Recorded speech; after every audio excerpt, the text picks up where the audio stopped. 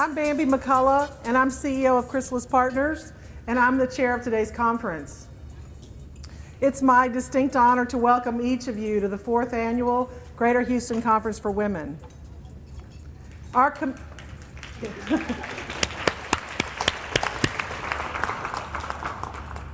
commitment is to provide a full day of relevant information that's inspirational and motivational.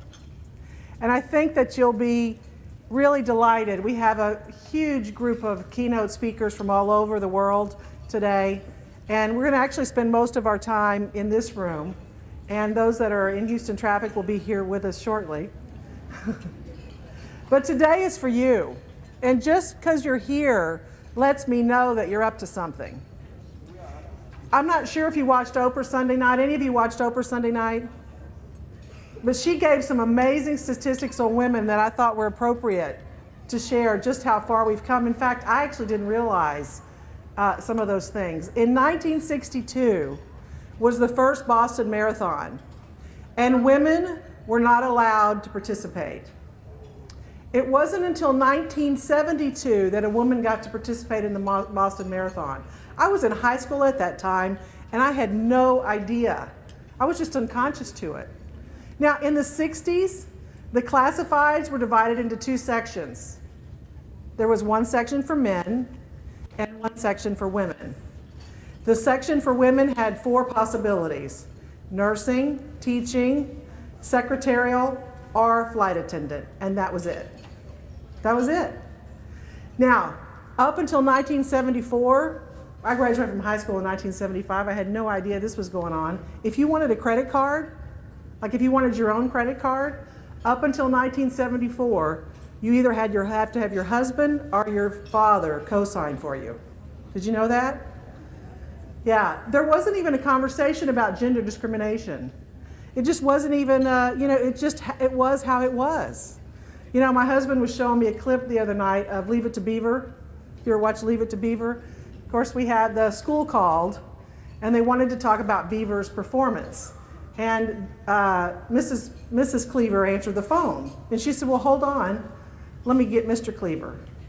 And he said, can't we talk to you about this? She said, oh, no, he needs to talk to you about this. And so my husband, he thought it was cute, he saved it for me. And he said, this is not how it was in our family. You know, Oprah also shared on her program that when she was a newscaster, she had a fellow newscaster with her, and he was making more money than she was. So she went to her boss and she said, hey, I think I need a raise. I'd really like to be paid equal to what he's making. And what he said to her was, well, are you putting food on the table for children? Do you have children? She said, no. He said, so you don't have to save for college? She said, no. So you don't have to feed anybody but yourself? She said, no. He said, then what's the point? So he didn't give her a raise and she left. But she showed them, right? She owns her own network now.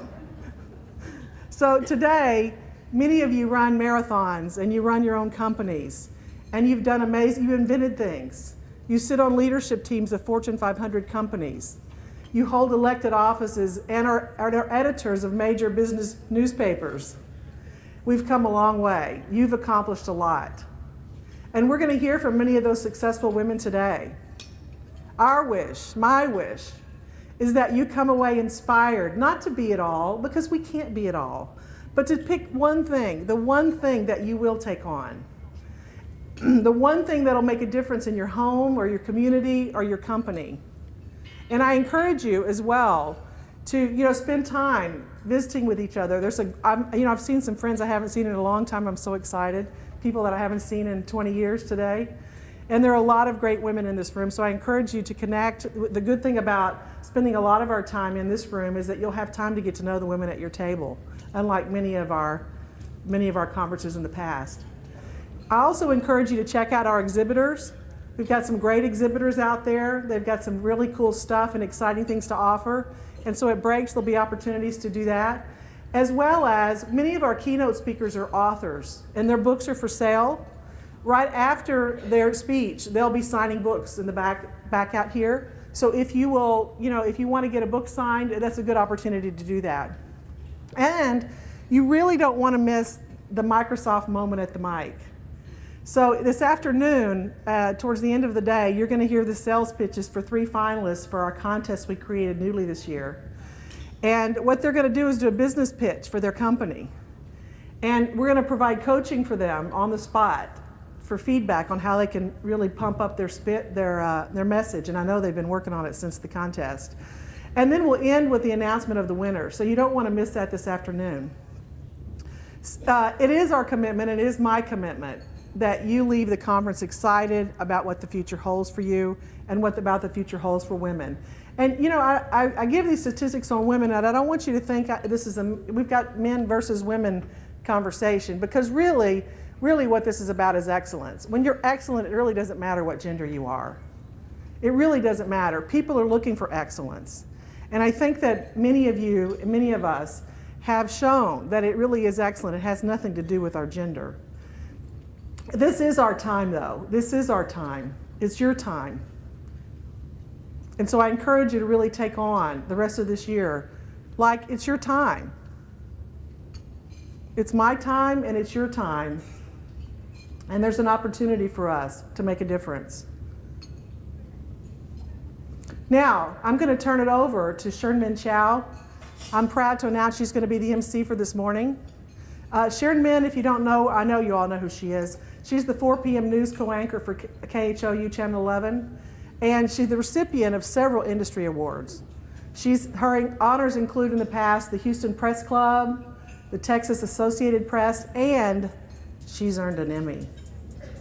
Please help me welcome Shern-Min Chow to the podium, and have a wonderful day. Welcome. Thank you.